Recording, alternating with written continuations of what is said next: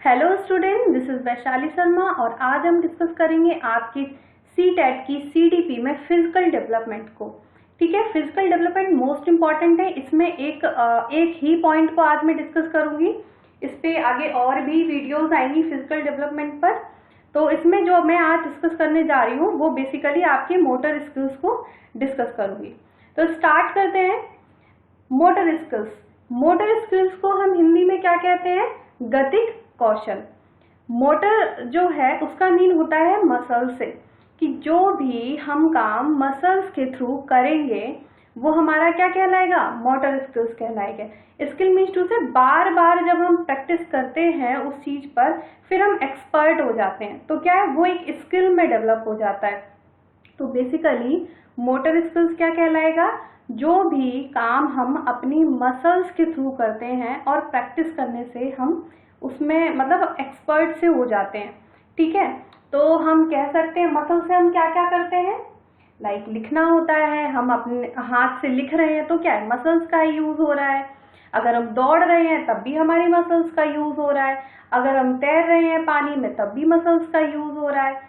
Even कोई भी हम काम अपनी बॉडी के थ्रू करेंगे तो वो किसके थ्रू हो रहा है? मसल्स के थ्रू। इवन अभी मैं बोल रही हूँ तो यहाँ पर भी क्या है? बोलना, वो भी तो मेरे मसल्स यहाँ पर भी तो वर्क कर रहे होंगे।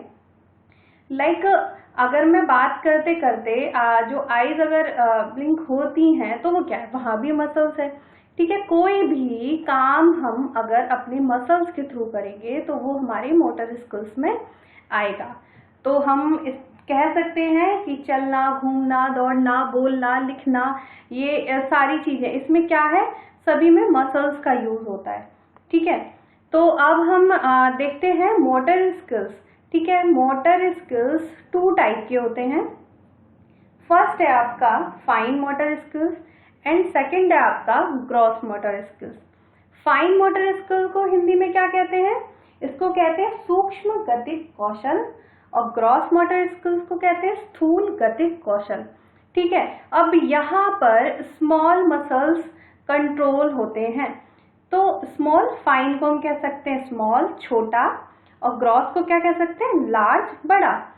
तो फाइन मोटर स्किल्स, लाइक जब भी हम काम कर रहे हैं, कोई भी काम करेंगे जिसमें छोटी छोटी मसल्स का यूज होगा तो वो क्या कहलाएंगी? Fine motor skills. और ग्रॉस मोटर स्किल्स क्या कहलाएगा? जब भी हम किसी बड़ी मसल्स का यूज करके कोई भी काम कर रहे हैं। अब ऐसा कोई क्लासिफिकेशन नहीं है, फिर भी अगर हम देखें, लाइक अगर लिख रहे होंगे तो क्या है? हम अपनी फिंगर से किसी पेन को ग्रिप करेंगे, देन हम लिखेंगे, तो छोटी छोटी मसल्स का यूज हो रहा है। बोल रही हूँ, बोलने में क्या है? आप देख रहे हो बोलने में जोर पड़ रहा है, बहुत छोटी छोटी मसल्स यूज हो रही हैं। आंखों में अगर बार बार आप झपका रहे हो तो वहां पर भी क्या है? छोटी छोटी मसल्स का यूज हो रहा है। तो जब भी कोई भी काम हम स्मॉल मसल्स को कंट्रोल करते हुए करेंगे तो वो हमारा क्या कहलाएगा? फाइन मोटर स्किल्स या सूक्ष्म गतिक कौशल। ग्रॉस मोटर स्किल, मैं खड़ी हूं तो ये क्या है? या कोई भी खड़ा है तो वहां पे जो लार्ज मसल कंट्रोल है हमारी, ठीक है, तो वो क्या कहलाएगी? Gross motor skill. कि अगर हम तैर रहे हैं तो पूरी बॉडी वर्क कर रही है, तो ये भी क्या है? Gross motor skills. तो आप समझ रहे होंगे मैं क्या कहना चाह रही हूँ। लाइक मोटर स्किल का मीन होता है कि मसल्स के थ्रू कोई भी काम हम जो करते हैं बार बार उस पर प्रैक्टिस करना। और इस पर भी ये दो प्रकार के होते हैं, टू टाइप के होते हैं, fine motor skills, gross motor skills. क्योंकि मसल्स भी हमारी स्मॉल और लार्ज होती हैं, तो जो स्मॉल मसल्स कंट्रोल होंगे हमारे और हम उन पर प्रैक्टिस करेंगे तो वो हमारा फाइन मोटर स्किल्स कहलाएगा। और सेकंड जो है हमारा स्थूल गतिक कौशल, तो ये हमारा क्या कहलाएगा? ग्रॉस मोटर स्किल्स, जिसमें हम लार्ज मसल्स का यूज करेंगे। अब आप यहाँ पे याद रखिएगा, क्योंकि अगर आप टीचर बनने जा रहे हैं, बेसिकली आप काम किस पे करोगे? बच्चों पर करोगे, बच्चों को आप पढ़ाएंगे, तो वहाँ पे क्वेश्चन आ भी जाता है। जो प्राइमरी क्लासेस होती हैं या जूनियर क्लासेस होंगी आपकी, तो वहाँ पर हम बच्चों के कौन से मसल्स का मोटर स्किल्स को इम्प्रूव करते हैं? वहाँ पर हम फाइन मोटर स्किल्स को इम्प्रूव करते हैं। ये क्वेश्चन एक बार पूछा भी गया है कि जो प्राथमिक कक्षा होती है उसमें हम किस कौशल पर काम करते हैं, टीचर किस पर करते हैं, तो क्या है, फाइन मोटर स्किल्स पर। आपने देखा होगा छोटे बच्चों को पेंसिल पकड़नी सिखाई जाती है कि वो कैसे पकड़ें, उसके बाद उन्हें क्ले से खेलना सिखाया जाता है, कुछ भी वो शेप बनाते हैं उससे सीखते हैं, छोटे छोटे गेम सिखाए जाते हैं। तो हम जो छोटी क्लासेस होते हैं वहां पर हम किसका यूज कर रहे होते हैं, फाइन मोटर स्किल्स का यूज कर रहे होते हैं।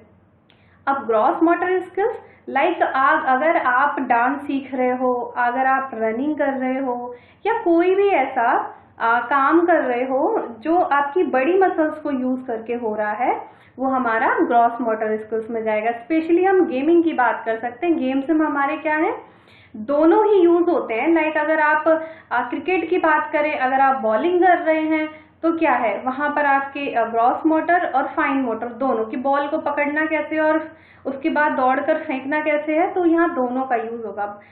कोई भी पर्टिकुलर ऐसा नहीं है इतनी छोटी मसल या इतनी बड़ी मसल्स, ठीक है, दोनों को हम अपने अकॉर्डिंग डिवाइड कर सकते हैं कि जहाँ छोटी की यूज हो रहा है तो फाइन और लार्ज मसल का यूज हो रहा है तो ग्रॉस। आई होप आप ये समझ रहे होंगे। मैं जो भी वीडियो बनाऊंगी बहुत छोटे छोटे पार्ट्स में बनाऊंगी जिससे कि आप ये लेक्चर से बोर ना हो, क्योंकि साइकोलॉजिकल फैक्ट है कि जब भी अगर कंटिन्यू कोई ऐसा थ्योरी कंटिन्यू हो जाती है तो वहां पर आप जो समझ पाते हैं वो हार्डली 50 या 40% ही आपके माइंड में आता है। तो अगर छोटे छोटे वीडियोस रहेंगे आई होप आप अच्छे से समझ पाएंगे। तो अब हम कुछ सीटेट में आए हुए प्रीवियस ईयर क्वेश्चन को डिस्कस कर लेते हैं। तो हमारा फर्स्ट क्वेश्चन है, बच्चे डैश को छोड़कर अन्य सभी के द्वारा लिंग भूमिकाएं ग्रहण करते हैं। यहाँ पे जेंडर रोल की बात की जा रही है। जेंडर रोल, जेंडर पर मैंने वीडियो बनाया हुआ है, आप प्लेलिस्ट में KVS सीटेट और DSSP इस टाइप से नेम से एक प्लेलिस्ट होगी, उसमें आपको जेंडर पे रिलेटेड फुल वीडियो मिल जाएगा। तो बेसिकली जेंडर रोल होता क्या है, जेंडर रोल होता है कि समाज द्वारा, हमारी संस्कृति द्वारा या कुछ लोगों द्वारा जो जेंडर होता है, लिंग की भूमिकाएं निर्धारित कर दी जाती हैं कि भाई लड़का है तो ये करेगा, लड़की है तो ये करेगी, लड़कियां यहाँ नहीं जाएंगी, लड़के यहाँ नहीं जाएंगे, ऐसा होगा वैसा। तो क्या है, बेसिकली यहाँ पे क्या बाइसनेस देखी जा रही है, डिस्क्रिमिनेशन देखा जा रहा है, जेंडर स्टीरियोटाइप रोल्स देखे जा रहे हैं। तो वो क्या कहलाता है, हमारा जेंडर रोल कहलाता है। अब जेंडर रोल जो होता है को छोड़कर सभी ऐसा करते हैं, तो यहाँ नेगेटिव ढूंढना है। तो यहाँ सोशलाइजेशन की बात करें, सामाजिकरण की, तो हाँ भाई समाज का रोल होता है। संस्कृति की बात करें आपके कल्चर की, तो इसका भी रोल होता है। ट्यूशन का तो ऐसा कुछ रोल नहीं होता है, बट हम लास्ट ऑप्शन को भी पढ़ते हैं। मीडिया, हाँ मीडिया का रोल होता है। मीडिया में आपने देखा होगा न्यूज़पेपर्स में या टीवी सीरियल्स आते हैं, तो वहाँ पे मीडिया क्या है, बहू को बेचारी सी दिखाया जाएगा, लड़कियों को, तो उस टाइप से मीडिया का भी रोल रहता है। बट ट्यूशन का कोई रोल नहीं रहता, तो यहाँ पे हम नेगेटिव ढूंढना था, तो यहाँ पे ट्यूशन आएगा कि बच्चे ट्यूशन को छोड़कर अन्य सभी के द्वारा लिंग भूमिकाएं ग्रहण कर सकते हैं। ठीक है, अब हम सेकंड क्वेश्चन पर आते हैं। कक्षा में बच्चों को प्रेरित समझा जा सकता है। तो अब हम बच्चों को मोटिवेटेड कैसे फील करेंगे कि बच्चे मोटिवेटेड है। ठीक है, वे कक्षा में अनुशासन बनाए रखते हैं। भाई डिसिप्लिन है, वो तो डर से भी हो सकता है कि टीचर इतना हड़काता हो बच्चों को कि वो डर से शांत बैठे हो, तो यहाँ तो मोटिवेशन का कोई मीन ही नहीं है। वे सभी उपस्थिति में नियमित हो, रेगुलर, इतना प्रेशर बना दिया जाता है बच्चों पे कि तुम्हें मार्क्स नहीं दिए जाएंगे, ये होगा, क्यों नहीं आए, डांट पड़ती है। तो यहाँ पे अगर अटेंडेंस में रेगुलरिटी दिख रही है तो जरूरी नहीं है वो मोटिवेटेड है, वो कुछ डर से भी आ सकते हैं। फिर थर्ड है, वे शिक्षक से स्पष्टीकरण प्राप्त करने के लिए प्रश्न पूछते हैं। हाँ, बट हम लास्ट ऑप्शन को भी पढ़ लेते हैं। वे अच्छी तरह से वर्दी पहने स्कूल में आते हैं। भाई यूनिफॉर्म तो डर से पहन लेते हैं बच्चे की भाई बिना यूनिफॉर्म एंट्री नहीं मिलेगी। तो यहाँ पे बच्चों को हम मोटिवेटेड कैसे फील कर सकते हैं कि वो टीचर से जो भी है कि कोई भी प्रश्न पूछ सकते हैं, वहाँ पे स्पष्टीकरण मांग सकते हैं क्योंकि जब टीचर अच्छा होगा, वो बहुत अच्छे से डील कर रहा है, बच्चों को समझा रहा है, मोटिवेट कर रहा है कि आपको अगर कोई भी कंफ्यूजन है तो आप क्वेश्चन पूछिए, मैं उसको क्लियर करूंगा। ठीक है, तो यहाँ पर राइट ऑप्शन होगा आपका थर्ड। अगले क्वेश्चन पर आते हैं। अब यहाँ भी नेगेटिव बहुत सारे, जैसे इस क्वेश्चन में आपने देखा था, लाइक ये था जो आपका क्वेश्चन, छोड़कर भी नहीं में आता है, नेगेटिव में आता है। सेम अगर हम इसकी बात करें 24 में अलावा, यहाँ भी ये नेगेटिव। तो कुछ पॉइंट होंगे, इनको आप माइंड में रखिएगा, ये आपके क्वेश्चंस को रॉन्ग करा देते हैं। तो यहाँ पे डैश के अलावा निम्नलिखित कारणों से खेल बच्चों के विकास में एक महत्वपूर्ण भूमिका निभाते हैं। ठीक है, सिर्फ एक नेगेटिव ढूंढना है, बाकी 3 भूमिकाएं निभाते हैं। तो पहला हमारा क्या है, यह उनकी इंद्रियों को उत्तेजित करता है। ठीक है, ये राइट है कि बच्चों के लिए गेम्स बहुत जरूरी होते हैं।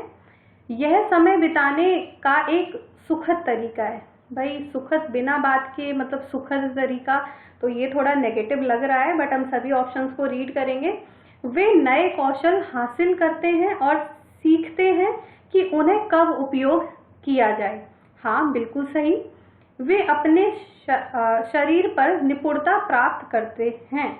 तो ये 3 आपके ठीक है। सेकंड जो है वो नेगेटिव है, तो हम क्या कह सकते हैं कि इसका राइट आंसर यही है कि यह समय बिताने का एक सुखद तरीका है, के अलावा निम्नलिखित कारणों से युवा बच्चों के विकास में एक महत्वपूर्ण भूमिका निभाते हैं। तो 3 तो निभाते हैं, इसके अलावा तीनों। ठीक है, तो ये आप याद रखिएगा, ये बहुत कंफ्यूजिंग होते हैं और आपके आंसर्स को रॉन्ग करा देते हैं।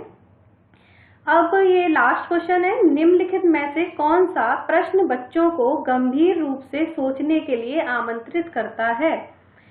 अब गंभीर रूप से सोचना, क्रिटिकल थिंकिंग, कुछ याद आ रहा है आपको? क्रिटिकल थिंकिंग हम कह सकते हैं, हमने थिंकिंग पढ़ी थी, जो आपका प्लेलिस्ट में जाकर आप इंडक्टिव डिडक्टिव मेथड को देखेंगे तो वहां पे मैंने डाइवर्जेंट और कन्वर्जेंट थिंकिंग बताई हुई है। ठीक है, तो उसको आप देख सकते हैं। तो यहाँ पे अंडरलाइन कर लीजिएगा, जैसे ये जो क्रिटिकली थिंक बच्चे कैसे करते हैं। ठीक है, गंभीर रूप से सोचना, वो आपका डाइवर्जेंट थिंकिंग में जाता है।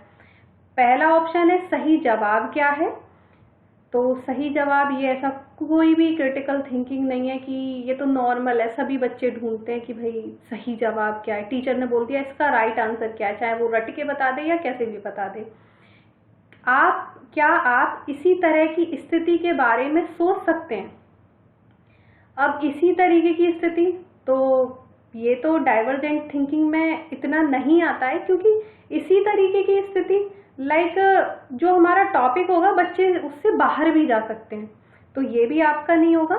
विभिन्न तरीकों से हम इसे कैसे हल कर सकते हैं, यस, ये आपका डाइवर्जेंट थिंकिंग में आता है कि किसी भी एक प्रॉब्लम का सॉल्यूशन डिफरेंट वेज में हम कैसे कर सकते हैं।